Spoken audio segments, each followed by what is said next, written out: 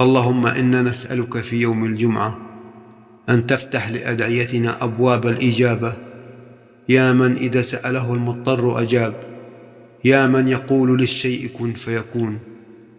اللهم لا تردنا خائبين، اللهم ولا تصرفنا عن بحر جودك خاسرين ولا ضالين ولا مضلين، واغفر لنا إلى يوم الدين برحمتك يا أرحم الراحمين.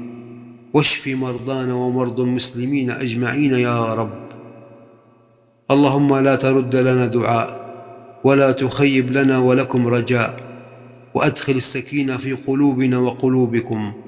وصلى اللهم على سيدنا محمد وعلى آله وصحبه أجمعين. اللهم آمين يا رب العالمين.